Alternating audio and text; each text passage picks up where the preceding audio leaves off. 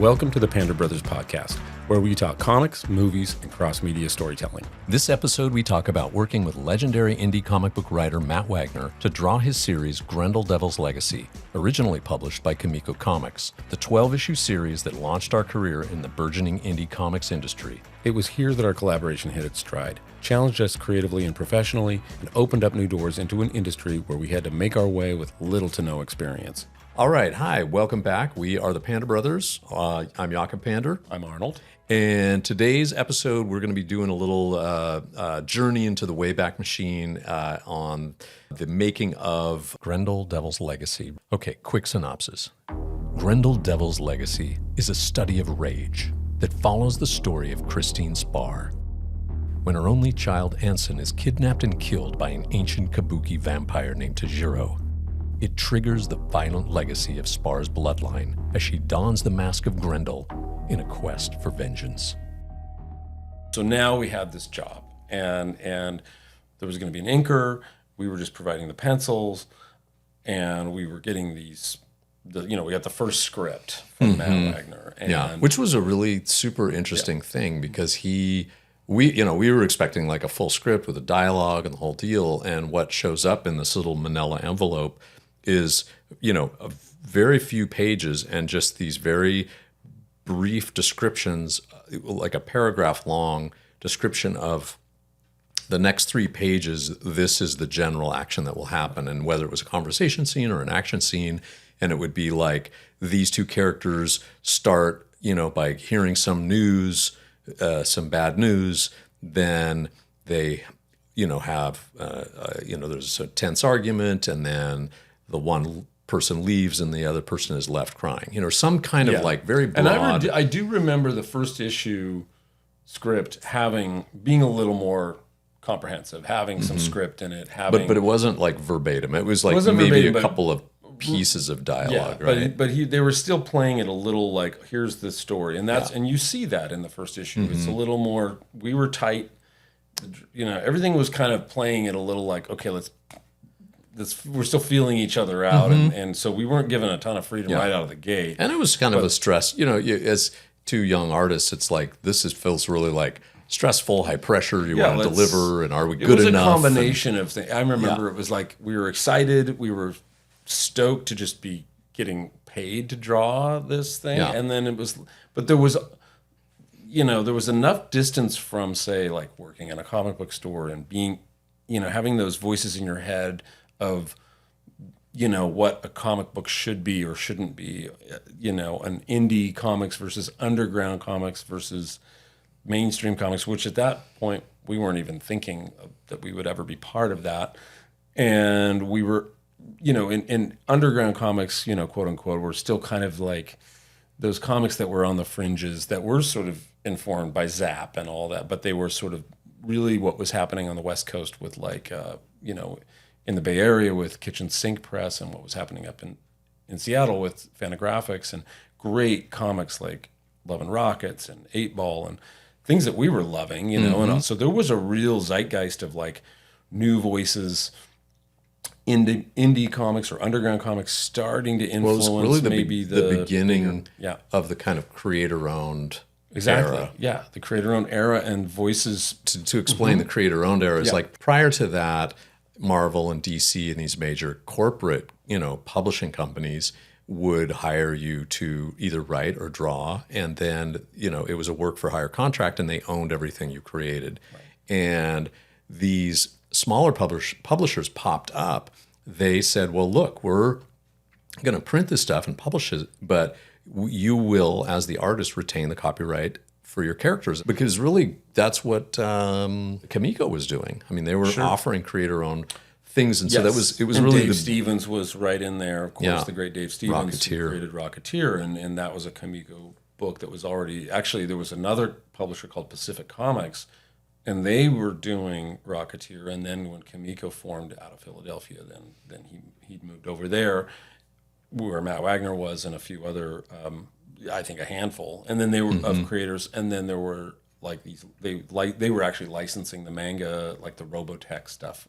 So that was some of the first manga anime comics that were coming out in the U.S. So that was the company we were keeping, and it was pretty exciting. And but indie comics, unlike the underground, were sort of in that pocket in between where there was an edginess to it, but they were still informed by Marvel and DC, and there was action, and there were people in costumes, and some of that genre. So, and Grendel was sort of a bit of a hybrid of that too. Like, she's wearing a costume, but she's also, it's got a little more violence, and she's introducing a very an early anti-hero. Exactly, she was morally effectively the bad guy in a lot of ways. Yeah. Or a very dark character, but she was positioned as the heroine, and so it's definitely a more psychological journey, but still with the trappings of a kind of a traditional superhero costumed character. Yeah. And so our, at that time, because we weren't really steeped in reading comics as much, we were reading Interview Magazine, and we were looking at, we were watching movies, old cinema. You were looking at Blade Runner and all and kinds of even stuff. Like A Clockwork Orange. I mean, all of these great movies that were playing in the repertory theater where you worked, and sneaking me in and all this. And so we were getting a lot of different types of voices that were, I guess, more adult in a way, or more kind of, or even like things like Jacques Tati, like these kind of obscure, strange, like silent. Who's a French filmmaker? And did these kind of physical comedy. Stuff. So it was very visual, but these would influence like the Pink Panther and things like that. And I think a lot of that stuff played into like the background characters that we would have in comedy. Drawings. I mean, it's funny because I look, that's kind of an aside, but looking at Grendel, there's a lot of kind of cheekiness, and I think that still was connected to us being kids, being really young, and actually being a little, we took it seriously, but we also were having fun with it, and so we did maybe to the chagrin of a little bit. Maybe I'm sure Matt Wagner and others was like, around "Hey, us, but can we tone it down?" Yeah. So we were still in that like, "Hey, what if we did this?" I think that risk taking, that pushing the envelope attitude, and there's two of us, of course, so it's feeding on itself. But I think that finding that. Our own voice in this medium of comics was all happening with Grendel, and a lot of different influences, music and fashion, and kind of coming at it without being too self-aware of it. Let's throw this at it. Let's throw that at it. Oh, how about if this guy looks like this? And it's a lot of weird background characters. So so we were just... It was a very free process. I mean, in the sense that we felt very free. We were given a lot of latitude once they saw the work coming in. And it was just this incredible sandbox to play in, I think, to learn, to express ourselves, express our kind of the irony and comedy and absurdity and extremity, like all of these things. Well, and then alongside that, really the kind of our own sort of, on the more serious side, the sense of design, the sense of like, let's make this look really unique. Let's make this look really cool. So like doing the panels, as really an extension of the character of Christine, this kind of, very angular. Angular. It was the 80s. And the 80s had this kind of like throwback or pullback of deco and design. So there were all of these, the 80s themselves were referencing deco in the 30s all the way to the 50s. So there was a lot. But her character was very, in a way, punk values, new wave, kind of like independent spirit. I'm going to do this my way. Kind of, I guess, lipstick feminism was in there, and that she was this, divorced, single mother, author, successful, and a complete badass. So even that. Her nature kind of came through, I think, the design, the way we approached. Very fresh kind of character represent in a book. Yeah, and so I think that also affected the way we went about it. As each issue sort of evolved, the design sensibility evolved, and our own voice evolved. And a lot of that was you. I mean, you were really creating these amazing.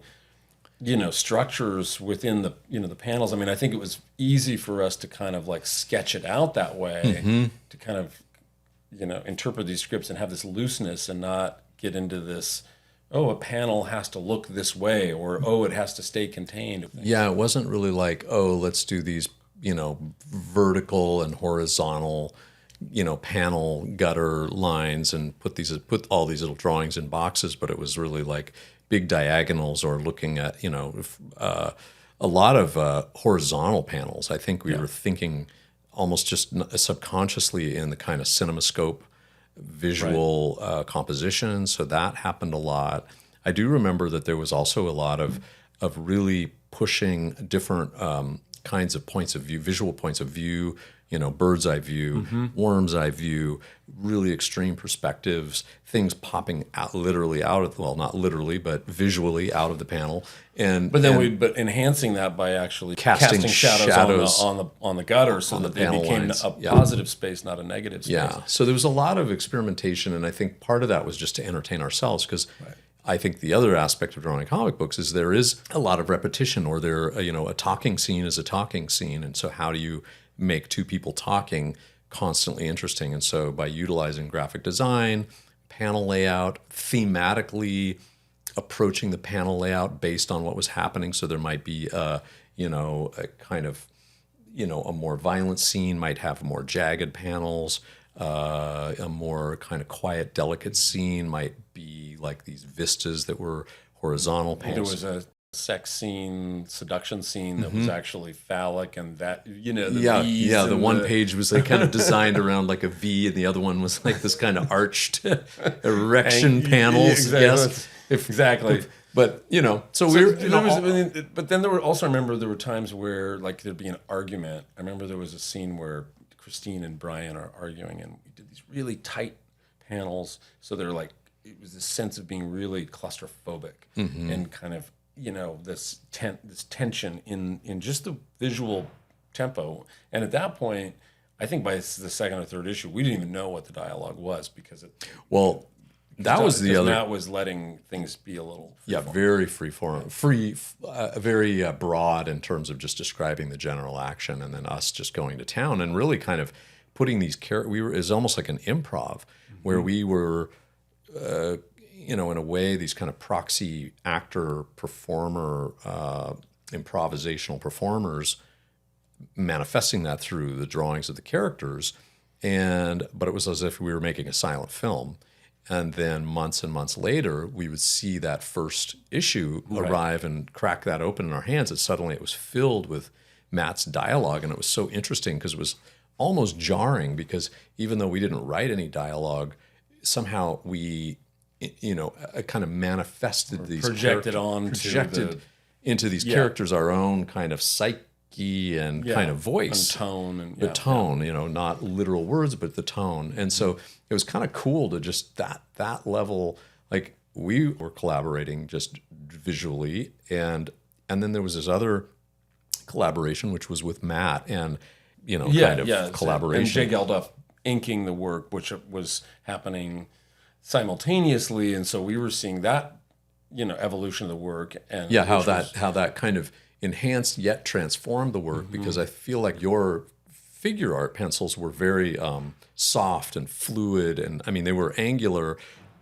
but they were more, kind of, I don't know, they use like the word supple, or they were like round, you really could feel the flesh, and those lines were very sensual lines. And then when Jay got the work, he was extremely emblematic, and even bringing in these kind of zigzag lines with shadows and stuff. And at the time, again, just like seeing the dialogue, it was kind of jarring to us visually. But now, in retrospect, we look at that and go, that was such an perfect iconic for its time. And I think even because our influences were probably a little more organic, and it's true, our skill sets, in terms of drawing, only had reached a point. And so to see someone as masterful as Jay be able to, to take it, and he did his own thing with it. He did enhance it, but it did to some degree, take away, something had to go, something had to be shed in his process. And that was tough for us at the time. And I remember us, having some issues with it at the time. And we were wanting to show, hey, what if we did it this, and I think that, but still, like, knowing that was really becoming distinctly the look of this this book, but I think our own just in our nature, we wanted to, show for, what it could be from yeah. a different standpoint, Yeah. from our creative voice. And that's really where I think we should tell the story of Dave Stevens really quickly. Yeah. And that, and really Jay, we hadn't even met Jay and we yet. So this was all kind of happening through editorial and through this sort of very practical process. And we had accepted, then this is how things are going, look, we're just given this massive opportunity. Let's keep it all flowing. And we had just done, I think we were still pretty early in the book. We had done penciled the cover for number 4, but we were definitely getting our sea legs. We were definitely getting confident in the look and the feel of the series. And so by the time I think we'd already drawn number 4, and then we had to deliver the cover right after. And so but this was about, early on in the phase when we had to, for the first time, we were going to meet everybody at Comic-Con 1987. Right. And so we're 80, maybe even no, 86. It was 86. The book hadn't come out yet. Hadn't That's even right. come out yet. So and that was part of what Kimiko wanted to do too, is they really wanted to get a lot of the book drawn and, delivered before they even published the book 1. So we were like, I think before we were already drawing issue number 7 by the time the book actually by the time the book number 1 hit the stand. So we're at Comic-Con in 86. We meet Diana Schutz. We meet Bob Schreck. We meet Matt Wagner. We meet the Lasorda brothers, who were the publishers of the Kimiko. Mm-hmm. And we're just these 2 punk kids still. I mean, I'm like 18 and you're 20. We're just totally green. Yeah. And so we were kind of just taking it all in, but there was suddenly Dave Stevens. Like, oh my gosh. Also a hero. I mean, he was just such a brilliant and inspiring illustrator, and like so flawless in his capability as a he was young. You know? And he was probably about 10 years older than us at the time, so he was probably in his late 20s or something. Well, so he's like, oh, you guys are the Pander Brothers, and we had, oh, okay, yeah, I think I've seen a couple things or whatever, and we're like, yeah, well, God, can we show you what we just did? And it kind of relates to what your style a little bit, because it was very much in the sort of Art Deco 40s reference. 40, we wanted it to feel like an old, kind of almost like an old movie poster a little bit, and so we showed him the pencils to number 4. And he was just like, "Oh my God, this is really cool, you guys!" And wow, he's like, and he's like, "You're gonna ink this, right? You got to ink this with the brush." And I was like, "Well, we're not even the inkers, we're this is it." And he goes, "Oh well, hold on a second." So he walks over to, I guess, finds Diana nearby behind the Kimiko table, has a little aside, comes back a few minutes later, and is like, "I'm inking it. I'm gonna ink that." And we were just like completely blown away, floored. And so some were like, okay, great. And, and a little bit of history was made there because that's one of the few things he's inked of someone else's work. Yeah, he has inked other people's work, but that was definitely, unique. And what was really so cool about it was that he was doing it to show us the potential of what the work would look like if we inked with a brush. That's right. And so it was really like a really super generous and profound kind of, expression of like, you guys need to see what your pencils look like with this brush. It was a form of mentorship. Yeah, absolutely. And I think, it was really like pretty much right after that, you went to the art store and picked up these sable brushes and started the journey of kind of mastering the struggle. brush. Oh yeah, I mean that's not easy. No, it was, and it gave you great appreciation of what Dave was capable of because man. And it's exactly, and why it was so time consuming, and why inking really is just an incredible discipline, and why you can see why it's very frustrating for inkers to be called tracers, because it's really not the case. Yeah. So that was suddenly a real focal point, and did lead to a sort of lobbying, I guess, if you will, being able to ink some of the series, and it led to inking number 7, which is flawed, but there's some great moments in it, and I think we were able to express more the intent behind some of the emotion and some of what was there. Although there was in hindsight, there was some rawness to that, and Yeah. but and obviously number 9 was this issue that was very significant beyond the inking side, really just back to the storytelling and the kind of freedom that was happening in the process. Number 9 was an issue that was really almost a gift from Matt to us, in that I think that he recognized the kind of the visual storytelling that we were bringing to the book, and that was because we weren't working with any dialogue or words, so we were very much driven to try to express these scenes in a way that even if there were no words, you would basically have a basic fundamental understanding of what the action was and who was the hero and what was generally happening. And so he wrote this this one issue that only had 2 pieces of printed dialogue in it, which were on the first page and the very last page. And for the rest, he let the entire book be told visually. And it was ultimately a hunt. She's Christine, kind of a cat and Grendel mouse hunt. is hunting this detective down who's creating as a thorn in her side, and has beat up her boyfriend and is hell bent on busting her. So she just is this sort of quietly tormenting him, in the shadows. And so we really focused on this central character in the story of this Detective Riley and his kind of odyssey of like avoiding death at every turn. Yeah, lurking in the shadows. Yeah, and his sort of nightmare, this becomes a sort of nightmare. And actually, at first it's funny, and there's a lot of, and we were kind of doing our signature cheekiness as well throughout. But boy, by the end, the nightmare becomes a reality, and it's a pretty chilling tale just on its own. It really kind of lives as a singular story within the series. Yeah. And stylistically, it's very different because we actually took.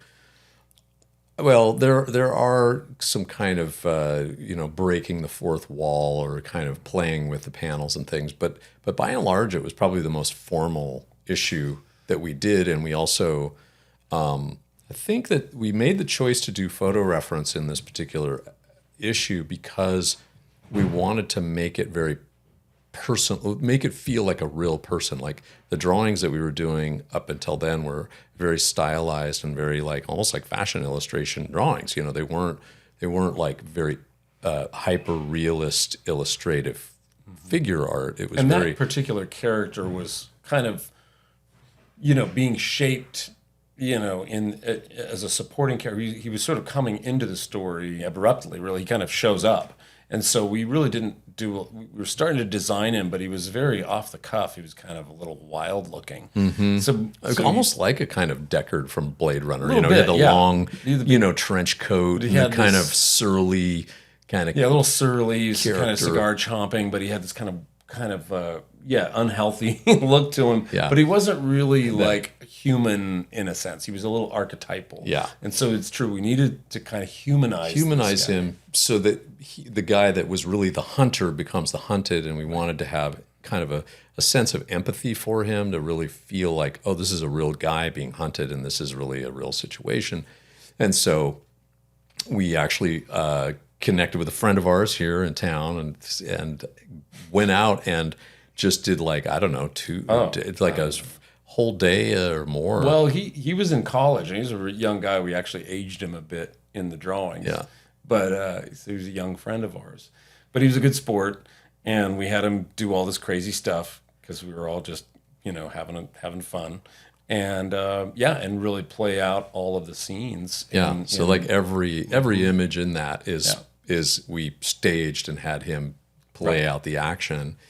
And then I think it did in the end make him more a vulnerable person, especially by that big double page at the end. Yeah, where he gets his fingers are all gone, and you're like, whoa! It's like this is horror. Yeah, now. So and that's I think what was so interesting about the character of Grendel is on one hand you were rooting for her because you're like she's so cool, and then you're just seeing the horrors of her of her actions, and that there was a little cognitive dissonance. You're like, wait a minute, whoa, easy now. You know, there wasn't a real like ethical, like, I'm not going to kill you. And it was like, no, she's going to kill you, you know? Yeah. I think the thing that, you know, we've talked about this kind of looking back at the book now after how many ever years. I mean, we're getting on the 40-year anniversary of it. Right on the, yeah. Yeah. But is that what Jay brought to the book was this incredible consistency that actually helped make our work look consistent, because when you look at that 12-issue run, the amount of growth that we experienced as artists, you can see in those pages from those first issues that are very stiff and very self-conscious, all the way through to the final, you know, issue number 12 of that series, where it's just like very much in a groove. And I do think that if Jay had been able to ink that entire series, it would have felt like a very solid, cohesive vision. In hindsight, and I'm sure he'd roll his eyes hearing it. But but it's true. It really is, and I think what's But that was it. But I just wanted to say also with Jay, he grew. You can really see he loosened up, and later in those issues, he definitely felt like he was really, like, by number 8, you know, number 8, number 10. Really, that's where he I felt like he really opened up. We really had no idea that. So, you know, basically the book comes out, so October of '86, and number 1 is supposed to hit the stands, and we go to the comic book store, Future Dreams, where I'd worked. Walk in the door, and the whole. Prior to that, it was always like, oh, hey, you guys, and what's going on, and, you know, kind of familiar, you know, the familiar comic store vibe. And now it was a whole different, it was like there's this different energy and a little more like, you guys know what's going on, right? We're like, no. And the book was already sold out. I think maybe I had reserved one or something anyway. So we were seeing the book for the first time, and this reaction to it from these kids who worked there that were like, this is a big deal, you know, and we were like, really? Okay, cool. You know, like, we just had no context for what the fans were waiting for. Like, we really were so caught up on working on the book that we had completely disconnected from the fan experience and what it was like in a comic book store, anticipating this book that was being kind of promoted and buzzed about, which we were really not privy to or tracking at all. Very, very little connection to that. So that was neat. I mean, that was just kind of like wild to suddenly have this. It was a hit. Yeah, yeah. And that really, you know, that launched our career in comics. A whole exciting sort of path and journey of these stories that we would get to eventually tell. Thanks for joining us on this saga of drawing Grendel Devil's legacy. There are never any guarantees in pursuing a creative path. There's a lot of competition and, frankly, many obstacles along the way that can lead to negative thinking. But as the Roman philosopher Seneca said, luck is what happens when preparation meets opportunity. Drawing Grendel was one of the great joys of our early career. We were young and didn't overthink it. We just poured our creativity and our penchant for bending the rules into each page. We never could have predicted what was to come when Grendel became a hit. What we discovered is to ultimately be prepared for anything. Grendel Devil's Legacy is written by Matt Wagner and published by Dark Horse Comics. Next episode, join us as we tackled our first written comics project and tapped into our real-life experience living in Amsterdam to tell a tale of international adventure, a project that evolved into the 424-page graphic novel Dissident X from Dark Horse Comics. To get notified about new episodes, follow the Pander Bros podcast on Spotify and Apple Podcasts, and subscribe to watch it on our Pander Bros YouTube channel.